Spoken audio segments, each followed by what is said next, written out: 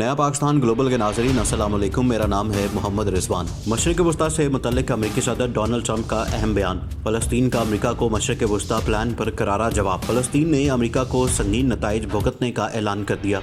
मशरिक़ वस्ता नई जंग की जानिब गामज़न। वीडियो में मज़ीद आगे बढ़ने से पहले तमाम नए आने वाले दोस्तों से गुजारिश है कि हमारे चैनल को सब्सक्राइब कर लें, वीडियो को फेसबुक और व्हाट्सएप पर शेयर भी कर लें। फ़लस्तीनी अथॉरिटी ने अमेरिकी सदर डोनाल्ड ट्रंप की जानिब से मशरिक़ वस्ता के लिए अमन मंसूबा लाने के ऐलान पर खबरदार करते हुए कहा है कि इसराइल और अमेरिका बैनुल-अक़वामी कानून की खिलाफ वर्जी ना करें, जिसको हमारे अवाम कबूल नहीं करेंगे।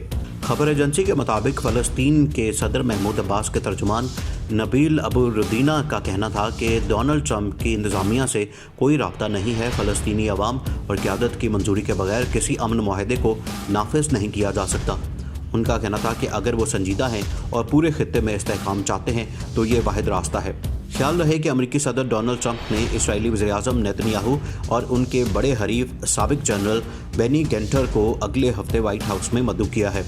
ट्रंप का कहना था कि वो नेतन्याहू से मुलाकात के दौरान अमन मंसूबे की तफसीलात से आगाह करेंगे। डेवोस में आलमी इक़्तिसादी फोरम के इजलास में शिरकत के बाद वापसी पर सहाफ़ियों से बात करते हुए ट्रंप ने तस्लीम किया था कि फ़लस्तीनी इस मंसूबे पर इब्तदाई तौर पर मनफी रद्द-ए-अमल दे सकते हैं, लेकिन ये हकीकत में उनके लिए मुस्बत है। दूसरी जानिब इसराइली वज़ीर-ए-आज़म नेतन्याहू ने फौरी तौर पर ट्रंप की दावत को कबूल कर लिया और कहा कि ये एक अजीम मंसूबा है, ये एक ऐसा मंसूबा है जो हकीकी मानों में कारामद होगा। फ़लस्तीन ने ट्रंप इंतज़ामिया की जानिब से बैतुल मक़दस को इसराइल का दारुल-हुकूमत तस्लीम करने के फैसले को मुस्तरद कर दिया था, जिसकी हिमायत आलमी सतह पर दीगर ममालिक ने भी की थी।